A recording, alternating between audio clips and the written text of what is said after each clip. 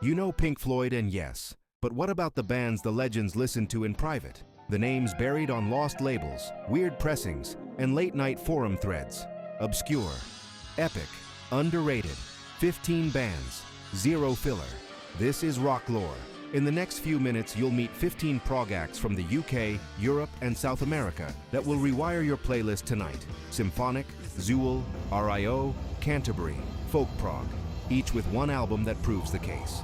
Every pick is fact-checked, album-focused, and chosen for songwriting, musicianship, and replay value, not hype or chart position. One has Mellotron shivers that feel haunted. One turns Neruda's poetry into Andean thunder, and one revived analog prog in the 90s like it never died. Subscribe, drop your deepest cut recommendation in the comments, and let's build the ultimate obscure prog map together. 15 to 11, let's begin.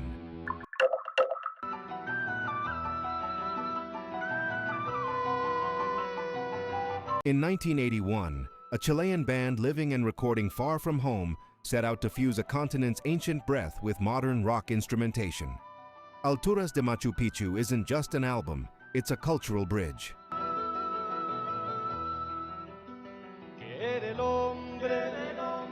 Los Jaivas took Pablo Neruda's towering poem cycle from Canto General and gave it melody, rhythm, and thunder, turning a literary monument into a living, breathing rock opera. Recorded in Paris at Pate Marconi Studios and released in October 1981, the record folds Andean instruments, tarka, trutruca, charango, into electric guitars, Rhodes, mini-moog, and tubular bells, then layers choral invocations over symphonic progressions.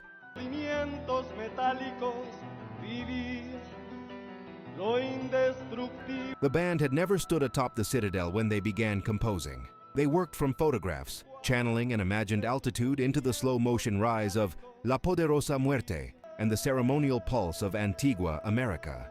Months later, they carried the finished work back across the Andes in spirit.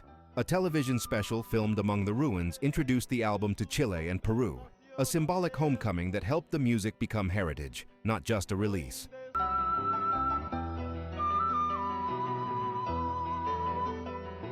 What endures is the record's sense of time. Songs feel carved more than written, as if the band is brushing dust from a buried melody until flutes, voices, and piano gleam. When the drums arrive, they don't keep time so much as animate landscape, the beat of feet on sun-warmed stone.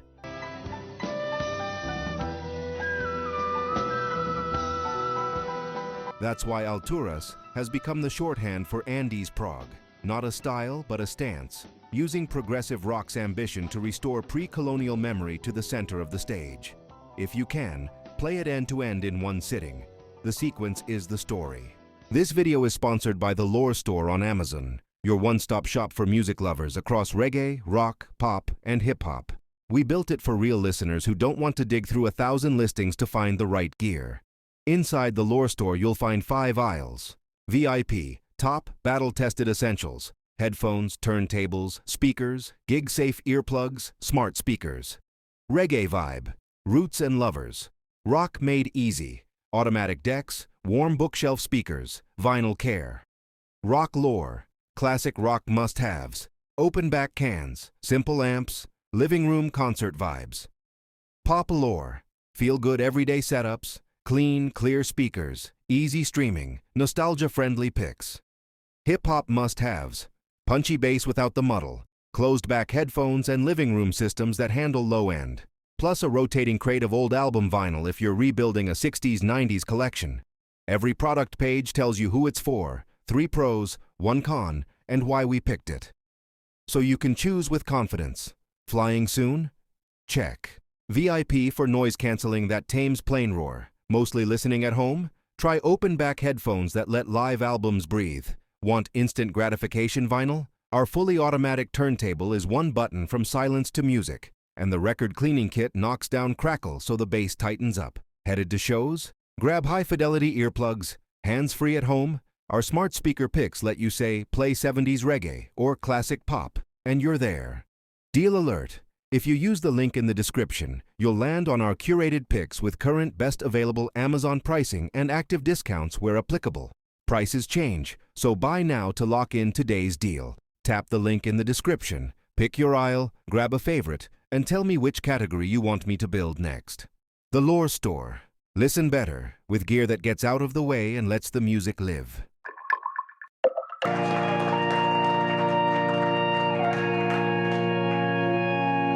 In early 80s Poland, SBB had already outgrown club walls. They were building cathedrals of tone, Józef Skrzek at a fortress of keyboards, Polymoog, Micromoog, Hammond, Clavinet, Apostolis Anthimos on electric and acoustic guitars, and Jerzy Piotrowski orchestrating the storm from the drum throne.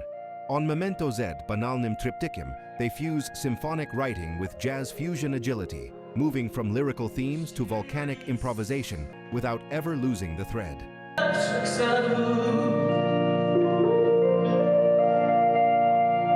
The album's title hints at humility, a memento with a banal triptych. But the music is anything but. SBB write in long arcs, letting themes resolve like cinema. You hear a nation's late communist tension at the edges. Music that longs for air, answers with motion.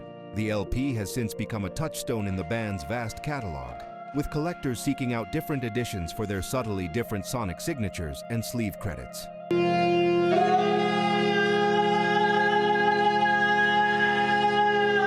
If you're new to SBB, this record is the hinge. Grand yet intimate, cerebral yet singable in its motifs. Cue it up loud and let the Rhodes and Moog passages bloom. They're the missing chapter between classic symphonic prog and the fusion boom that followed.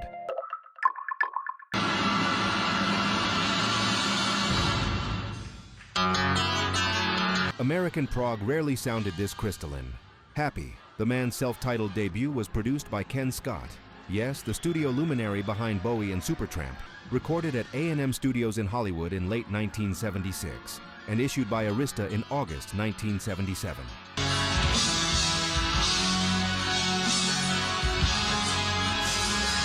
The decision to go instrumental forward, melody-rich, and impeccably engineered set them apart from both British symphonic peers and US arena rock.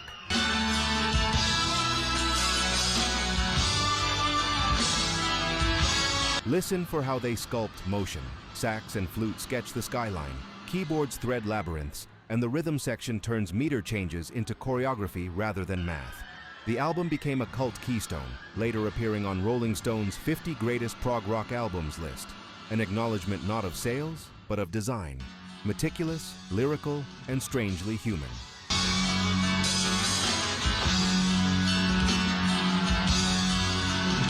Reissues have only deepened its reputation, with remasters by Ray Staff and long-form liner notes revealing a band determined to make complexity feel effortless. What makes this a must for today's listener is its clarity of purpose. The band treats tone like narrative, each timbre a character, each modulation a plot twist. Hit play on track 1 and you're inside a glass-walled observatory, the world turning in precise, elegant gears.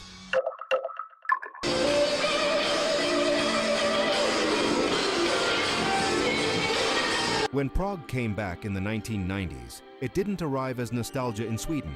It arrived as a weather event. Änglagård's Hybris is 4 long pieces recorded July-September 1992 at Studio Largen, a debut that made analog timbre feel dangerous again. Mellotron choirs, Hammond surges, Moog snarls, and folklore-tinged flute riding on 17-year-old Mattias Olsson's whip-crack drumming. The band co-produced with Roger Skog. The result stands as one of the era's defining documents.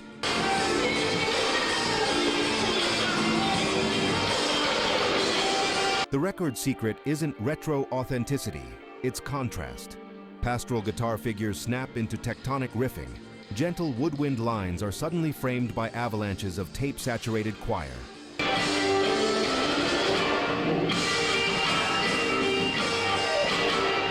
You can hear the band's crate-digging ears, King Crimson's dynamism, Yes's harmonic daring. But nothing about Hybris feels imitative. It's a restoration of prog's shock value, proof that melody, odd meter, and acoustic color can still feel perilous.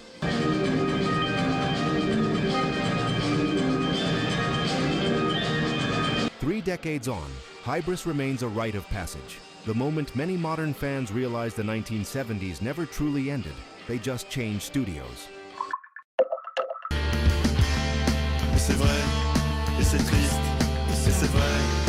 In France, Zeuhl means more than a subgenre. It's a cosmology. Incantatory rhythm, low register mass, voices like ritual. Eskaton took that DNA and made it luminous.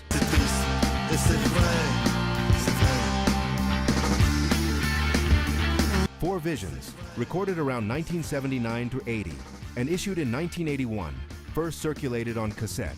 Locks pulsing bass and Fender Rhodes to dual female vocals, then rides a trance-like insistence until harmony turns physical.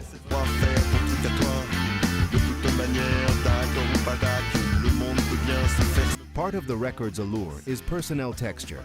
Sources list a core of drums, Gerard Koenig, guitar, Alain Blessing, keys, Gilles and Mark Rosenberg, with Paul Kleinert and additional voices shaping that unmistakable choral edge. You feel the band's collective focus. Every bar advances the ritual, not the soloist. It's volcanic but disciplined, spiritual without sentimentality.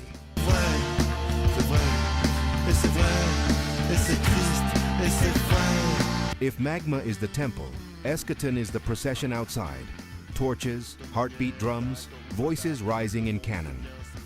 4. Visions is the perfect entry if you've ever been curious about Zeuhl but wanted something a shade warmer, more human in its glow.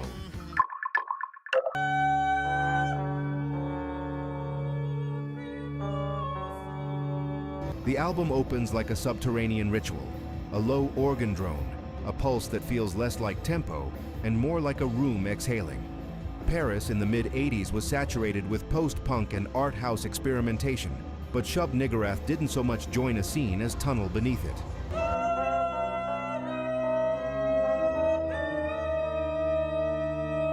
They tracked the record in March 1986 at Studio MSR. The cavernous organ parts were cut not in a studio at all, but inside Église Saint-Joseph, Paris 2nd, where natural reverb turned sustained chords into architectural events. That decision, moving a key instrument into a church, wasn't a stunt. It was the concept.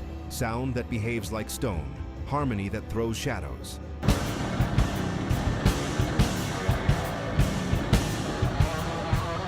Les Morts. Vont Vite stretches time without losing grip. The pieces are long, dirge slow in places, yet the arrangements coil with menace. Trombone groans against brittle guitar harmonics. Bass distortion blooms like feedback from the earth's core. Critics later framed the album alongside Avant Prog and Zeuhl, but the band's own coordinates were weirder. Free jazz scuffle against electroacoustic treatments, theater of cruelty atmospherics pulling rock down into chiaroscuro.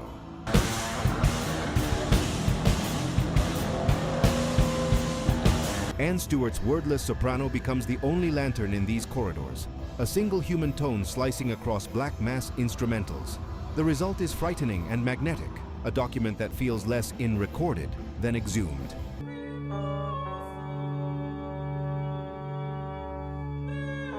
Context deepens the chill. Shub-Niggurath had first circulated a rougher self-released cassette. This debut full-length hardened their language and reputation. Its endurance owes as much to myth as to vinyl. Stories of improvised sections coalescing in post-production, of the band deliberately embracing ugliness to reach a strange beauty, of club audiences going pin-drop silent as if the music compelled a kind of secular reverence.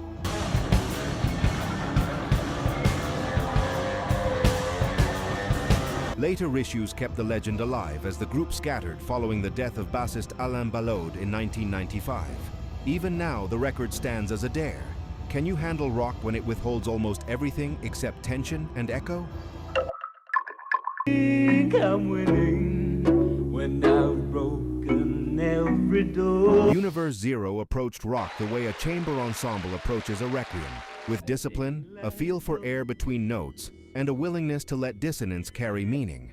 The band decamped to Sunrise Studio in Kirchberg, Switzerland, recording March 12 to 16, 1979, then mixing on March 17 to 18, and again in May with engineer Etienne Conneau. The sessions captured a lineup T8AC.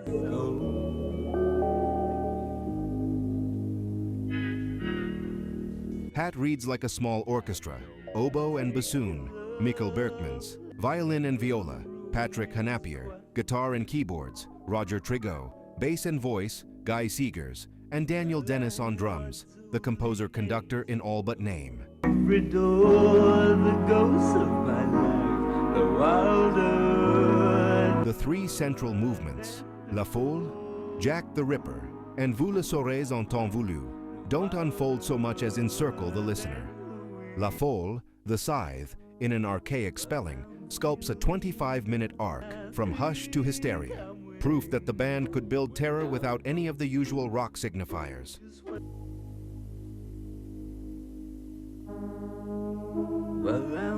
What makes Hérésie singular is how acoustic timbres, woodwinds, strings, harmonium, wield the heaviness usually reserved for amplified guitars.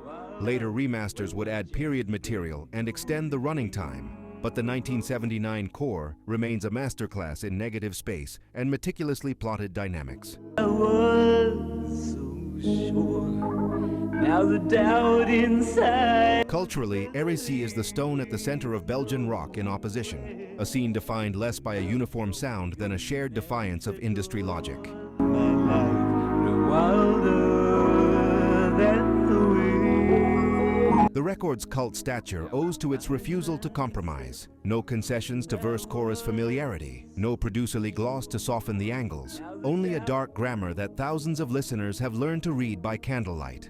That it was captured in a single week and mixed within days of tracking only underlines the band's preparation and intent.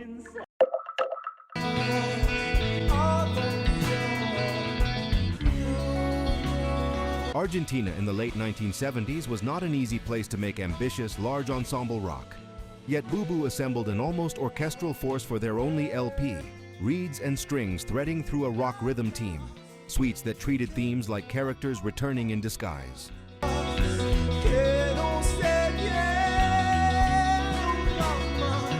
Anabelas contains just 3 long tracks, but each is a multi-chapter journey that swings from crimson-like ferocity to sudden pastoral grace, with transitional passages that feel storyboarded rather than jammed. The sense of scale, horn stabs like blinding light, ruminative interludes that let the ear adjust, gives the album its widescreen reputation.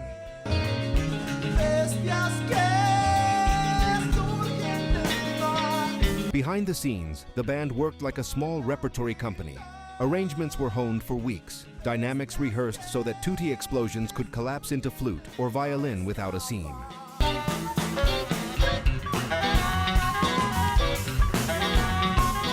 The LP's scarcity outside South America turned it into a grail object among collectors, and when boutique labels reissued it decades later, a global audience finally heard what local fans had been insisting.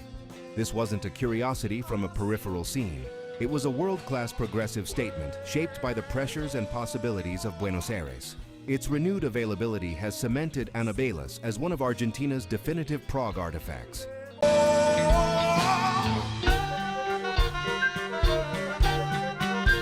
Viajero in movilrecords.bandcamp.com. What lingers after multiple listens is the discipline. For all its sprawl, Anabelas wastes nothing. Rhythmic cells return with new colors. Melodies migrate from guitar to winds to voices, altered each time by context. It is the sound of a band writing with the whole ensemble, not layering parts, a distinction you can feel in your breath as much as in your ears. You know, bro, there's just something special about the sound of a classic rock album on vinyl. It's how these albums were originally meant to be heard, the warmth, the crackle, and the ritual of dropping the needle on the record. It's an experience that digital just can't recreate. And if you've ever wanted to dive into that classic vinyl sound, but didn't know where to start, I've got you covered. I've been checking out this Victrola Bluetooth portable suitcase turntable.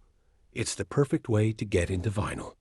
You just pop it open, put on a masterpiece like Led Zeppelin's 4 or Pink Floyd's The Dark Side of the Moon, and let the needle drop on that legendary groove. The best part is, it's a suitcase design, so you can literally take your rock and roll vibes anywhere. You can move it from your bedroom to the living room, or even take it to a friend's place. And it even has Bluetooth, so you can stream music from your phone when you're not spinning records. It's the best of both worlds. This is a great starting point for any fan who wants to feel the foundation of rock lore in a whole new way. If you're interested in grabbing one for yourself, I've put a link to it in the description below. Clicking that link and buying one is an awesome way to support the channel and help us keep bringing you more deep dives into the music we all love. So go check it out, and let's get back to the countdown.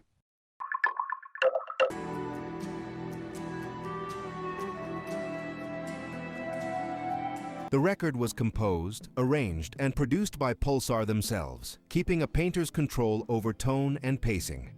Its architecture is explicit, Part 1 and Part 2, each subdivided into titled sections, so listeners can feel scenes change.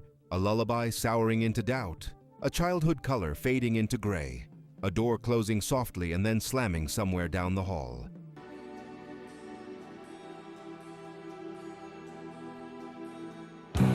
The palette is classic and lush, mellotron choirs that cast long shadows, lyrical guitar lines that act like narration, vibraphone glints, and rhythm parts that pulse just below the skin. Personnel credits underline how carefully the atmosphere was curated. Additional cello deepening the melancholy, hand percussion warming otherwise spectral spaces.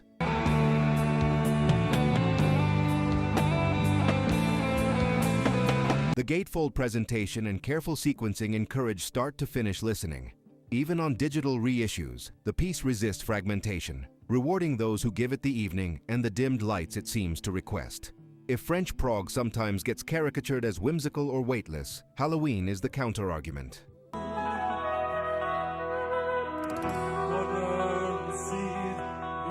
It suspends whimsy and replaces it with reverie, dreams that slowly turn, revealing new faces with every rotation.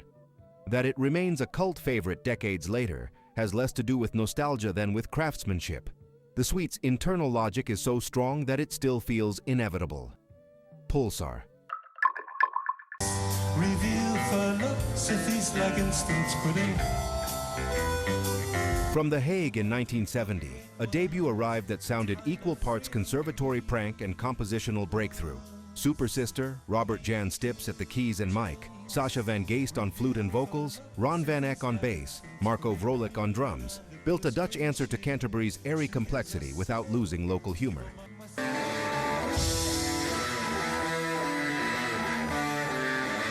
Short motifs flip into odd meters. Organ riffs wink at the listener and then detour into counterpoint. The flute sits not as decoration, but as an engine, pushing the harmony into surprising places.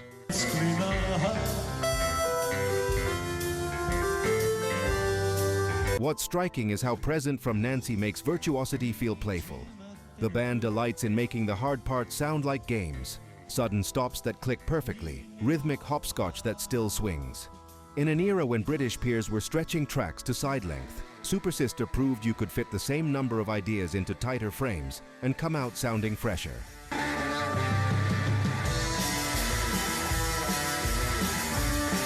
Decades later, reissues and audiophile pressings have kept the record in circulation, not as a museum piece, but as a reminder that cleverness and warmth can coexist in progressive rock.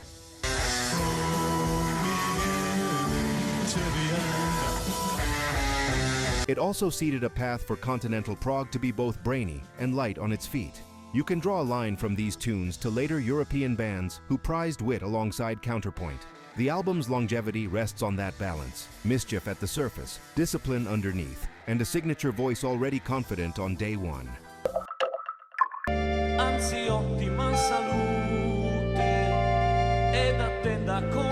Italy in the mid-70s had no shortage of symphonic heavyweights, but Picchio dal Pozzo arrived from Genoa with a stranger proposition. A debut dedicated to Robert Wyatt, built from woodwinds, organs, surrealist lyrics, and ideas smuggled in from the Canterbury scene. The connection wasn't just aesthetic.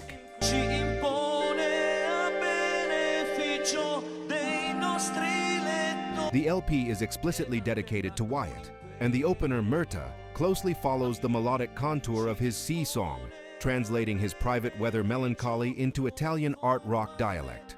That cross-channel handshake, soft focus, hard craft, explains why this record still feels singular in the Italian canon.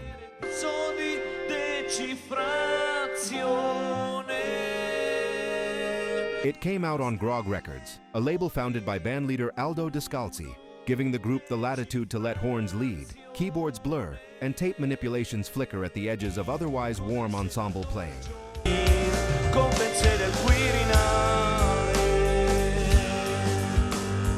Part of the pleasure is how the album treats songs like rooms you can revisit at different hours. Shorter pieces, Cocomelastico, Bofoncia, carry cartoonish titles but hide careful counterpoint. Longer suites, Sepia, unspool like notebooks of sketches, voice cut-ups, reed chorales, organ ostinati, each idea returning in disguise.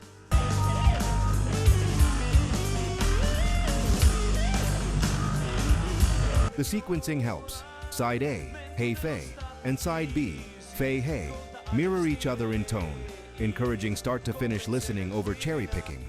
That structure, plus the record's homegrown release and its Canterbury kinship, explains why later reissues and international write-ups cast it as both curiosity and cornerstone, beautifully off-center, endlessly replayable.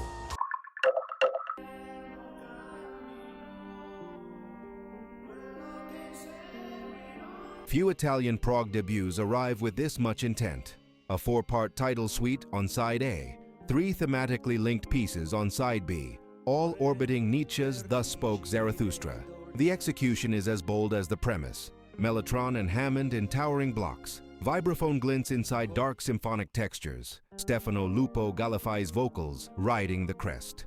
Released in April 1973 after 1972 sessions, it's now routinely ranked among the era's finest Italian prog statements.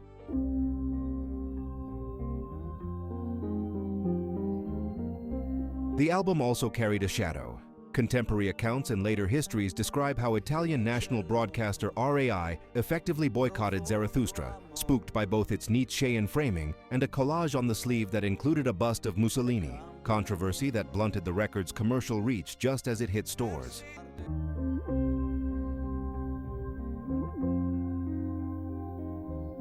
With hindsight, that pushback only sharpened the LP's myth. A band audacious enough to yoke philosophy to rock form, punished for iconography, but rewarded by time.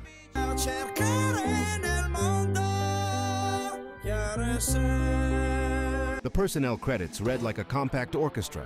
Giancarlo Golsi's drums and timpani, Enzo Merogno's guitar, Alberto Moreno's bass and arrangements, Pit Caradi's mellotron Hammond, Gallifei's voice, each section written to move as a single organism rather than a stack of solos.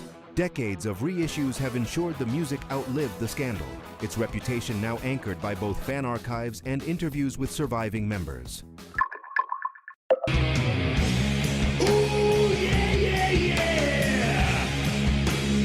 On Long Island in the late 70s, choosing to play intricate original prog was a quiet act of defiance.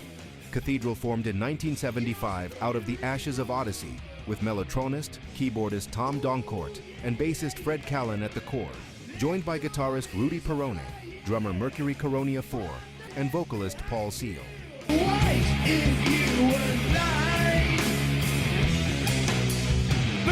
They self-recorded at Delta Recording Studios, released the LP on the tiny Delta label, and then watched it slip into private press legend, until the Symphonic reissue around 1990 turned Whispers into a chorus. The origin story matters. DIY stages, self-built light rigs, and a band carving symphonic labyrinths miles from the UK hubs that define the genre.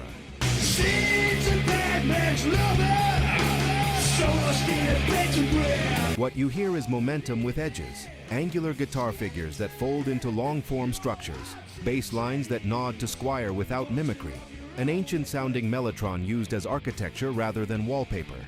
It's a rare American take on symphonic prog that feels both studied and urgent.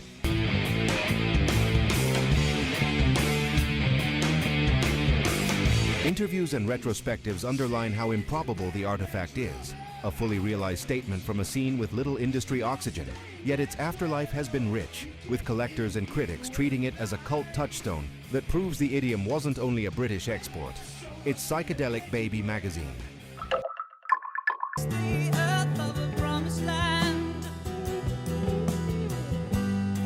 Recorded at Morgan Studios in London and released in December 1972, Lady Lake is a study in contrasts, pastoral recorder lines and oboe gestures colliding with heavyweight guitar, brass and reed colors cutting through arrangements that favor story over spectacle.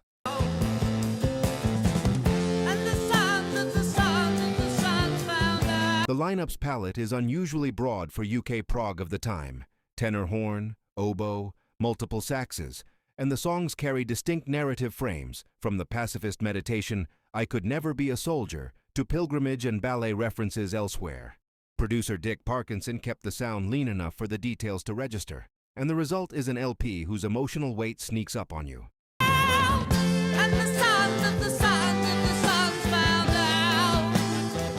Commercial success never found the band. Nidralog fractured soon after the album's release. But the record's slow-building reputation has hinged on exactly the elements that confused markets in 1972. The absence of bombast, the presence of chamber colors, the refusal to chase a single anthem. And the sound of the song that the song found out. Later issues made clear how much of the music's bite comes from that instrument mix and the writing's unforced poetry. For listeners used to prog as sheer scale, Lady Lake offers a different model. Heavy because it's humane. This video is sponsored by the Lore Store on Amazon, your one-stop shop for music lovers across reggae, rock, pop, and hip-hop. We built it for real listeners who don't want to dig through 1,000 listings to find the right gear. Inside the Lore Store, you'll find 5 aisles. VIP, top, battle-tested essentials, headphones, turntables, speakers, gig-safe earplugs, smart speakers. Reggae vibe, roots and lovers. Rock made easy. Automatic decks, warm bookshelf speakers, vinyl care. Rock lore, classic rock must-haves, open back cans, simple amps, living room concert vibes. Pop lore, feel-good everyday setups, clean, clear speakers, easy streaming, nostalgia-friendly picks. Hip-hop must-haves, punchy bass without the muddle, closed-back headphones and living room systems that handle low-end. Plus a rotating crate of old album vinyl if you're rebuilding a 60s-90s collection. Every product page tells you who it's for, 3 pros, 1 con, and why we picked it. So you can choose with confidence. Flying soon? Check. VIP for noise canceling that tames plane roar. Mostly listening at home? Try open-back headphones that let live albums breathe. Want instant gratification vinyl? Our fully automatic turntable is 1 button from silence to music. And the record cleaning kit knocks down crackle so the bass tightens up. Headed to shows? Grab high-fidelity earplugs. Hands-free at home? Our smart speaker picks let you say, play 70s reggae or classic pop, and you're there. Deal alert. If you use the link in the description, you'll land on our curated picks with current best available Amazon pricing and active discounts where applicable. Prices change, so buy now to lock in today's deal. Tap the link in the description, pick your aisle, grab a favorite, and tell me which category you want me to build next. The Lore Store. Listen better, with gear that gets out of the way and lets the music live. Stay with me. You're the one I never been here before. You make Cressida's second LP is the sound of a young band maturing fast and dissolving even faster. Tracked at IBC Studios in London in June-July 1970 with Australian producer Ossie Byrne, famed for early Bee Gees work, the album adds Graham Hall's orchestral arrangements to the band's Vertigo-era organ warmth and Angus Cullen's velvet phrasing. tell me I'll be there. Though recorded in 1970, it reached record shops in 1971 and by many accounts functioned as a posthumous send-off after the group split later that year. One reason original swirl pressings in their fold-out sleeves became fetish objects for collectors.